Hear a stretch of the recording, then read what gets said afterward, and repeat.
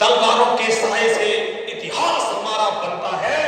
जिस ओर जवानी चलती है उस ओर जमाना चलता है।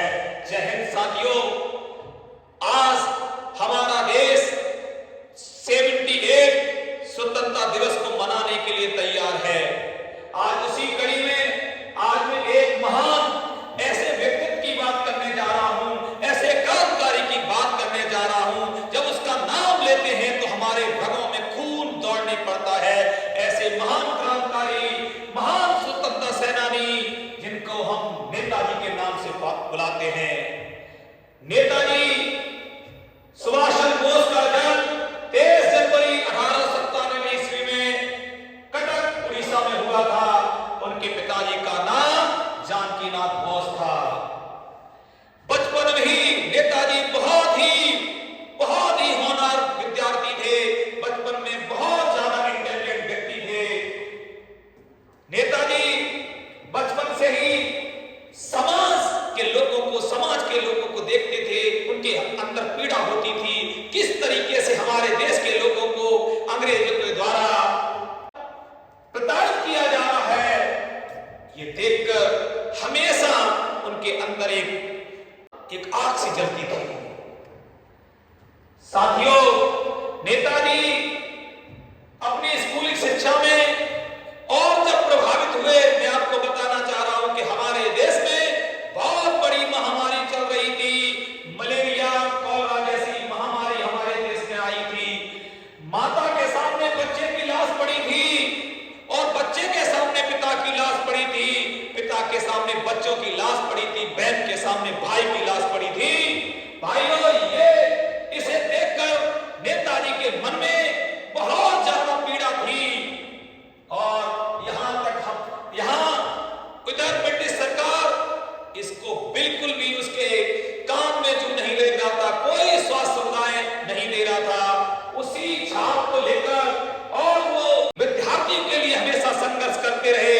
यहां तक एक कॉलेज में जब विद्यार्थी के लिए संघर्ष कर रहे थे तब उनको कॉलेज से भी निष्कासित कर दिया गया। साथियों, प्रेसिडेंसी कॉलेज ऑफ कैलकाटा से उन्होंने बीए फर्स्ट डिवीजन से पास करके उनके पिता ने कहा अब आपको आईसीएस की परीक्षा देनी है। तब उसे इंडियन सिविल सर्विस कहते हैं। यह भारत की सबसे बड़ी परीक्षा थी। जो इसकी परीक्षा की तैयारी पहले भारत में नहीं लंदन में हुआ करती थी। नेताजी लंदन जाते हैं। जो 4 साल में जिसकी परीक्षा की तैयारी की जाती है उसको केवल नेताजी ने 6 और 7 महीने के अंदर उस परीक्षा को क्रैक किया और अपना नाम रोशन कर दिया। ऐसा इंडियन भी हुए, ऐसे इंडियन लोग भी हैं जिन्होंने इतने कम समय में भी परीक्षा को पास कर दिया है। आज हम आपको बताना चाहते हैं, जब वो परीक्षा पास हुए उसके बाद भाइयों क्या हुआ? उसके बाद उन्होंने सर्विस तो किया लेकिन उनका मन नहीं लग रहा था, क्योंकि वो मात्र सेवा करना चाहते थे, अपनी देश सेवा करना चाहते थे। उन्होंने उस सर्विस का त्याग पत्र दे दिया। जब वो भारत लौटे तो की संख्या में लोगों ने उसका स्वागत किया। जब उनका स्वागत किया, उन्होंने आके लोगों से कहा कि हमेशा सबसे बड़ा अपराध वो अपराध नहीं होता। सबसे बड़ा अपराध अगर होता है तो किसी चीज को हम गलत चीज को सहन करना। उन्होंने कहा गलत को हम सहेंगे नहीं और सच्चाई से मुख मोड़ेंगे नहीं।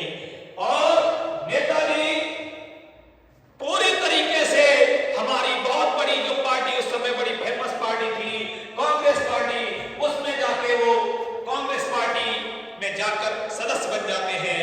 और कांग्रेस पार्टी में सदस्य बनते हैं, वहां उनका गांधी से मिलते हैं। गांधी जी उस समय सबसे बड़े लीडर थे और उनके साथ नेशनल कांग्रेस में बहुत सारा काम किया। लेकिन जैसे समय बढ़ता गया, बीतता गया और एक यहां तक कांग्रेस में सबसे बड़ा सर्वोच्च पद जो प्रेसिडेंट होता है कांग्रेस, हमारे नेताजी प्रेसिडेंट ऑफ कांग्रेस बने, कांग्रेस के अध्यक्ष बने। लेकिन उनका मन नहीं लग रहा था। वो जानते थे शांति और अहिंसा से कभी अंग्रेज हमें कभी स्वतंत्र नहीं करेंगे, कभी इस देश से नहीं जाएंगे। और उसी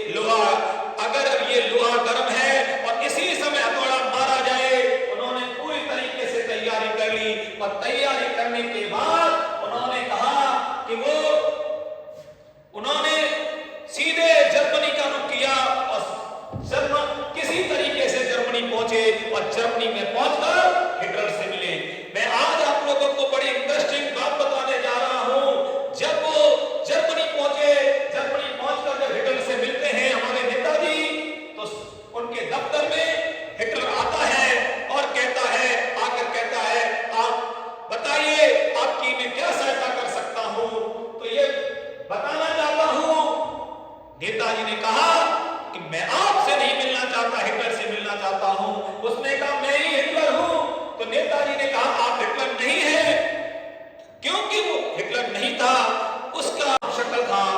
वो अंदर जाता है और हिटलर आते हैं और कहते हैं बताइए आपको क्या सहायता चाहिए, हम क्या आपकी क्या मदद कर सकते हैं। नेताजी ने कहा आपसे नहीं मिलना, हिटलर से, मिस्टर हिटलर से मिलना है। जब ये बात उसने सुनी, उसने कहा मैं हिटलर हूं। उन्होंने कहा नहीं, मैं मिस्टर हिटलर से मिलना चाहता हूं। वो अंदर जाता है, फिर हिटलर आता है, कहता है बताइए आपकी मैं क्या सहायता कर सकता हूं। फिर नेताजी ने कहा आपसे नहीं, हिटलर से मिलना चाहता हूं। अब वापस में बैठा हुआ हिटलर का दिमाग ठनक गया, बोला कि आज तक हमने जितने संसार में जितने भी लोग, आज तक मैंने अपने हम सकल को हर जगह भेजा और किसी ने आज तक नहीं पहचान पाया। यह पहली बार हो रहा है किसी व्यक्ति ने हमें कोई पहचान सकता है। और पूछा बताइए आप किस तरीके से आपने हमें पहचान लिया। तो हमारे नेताजी ने बताया कि इतने बड़े शासक जो पूरे संसार पर राज करना चाहता है और वो चाहता है कि मैं संसार पर इस वर्ग पर राज करूं, वो क्या हमसे आकर हाथ मिलाएगा जहां हमारा देश परतंत्र है। नेताजी की बातें हिटलर ने सुनी, वो उनसे बहुत प्रभावित हुआ और नेताजी ने उन्हें कन्विंस किया, कहा मैं भी ब्रिटिश सरकार के खिलाफ हूं। तो उन्होंने, हिटलर ने बताया कि मैं बहुत, जर्मनी यहां से बहुत दूर है, हम तुम्हारी मदद करने में मदद कर सकते हैं, लेकिन आपको जापान जाना पड़ेगा। जापान हमारा देश है, हमारे साथ युद्ध लड़ रहा है, आप जापान जाइए, मैं जापान में बात करता हूं। और हिटलर ने जापान में बात की और नेताजी जब जापान पहुंचे, उसके प्राइम मिनिस्टर से मिले, उसके प्रधानमंत्री से मिले, बातें हुई, उसको भी बड़ा कन्विंस किया।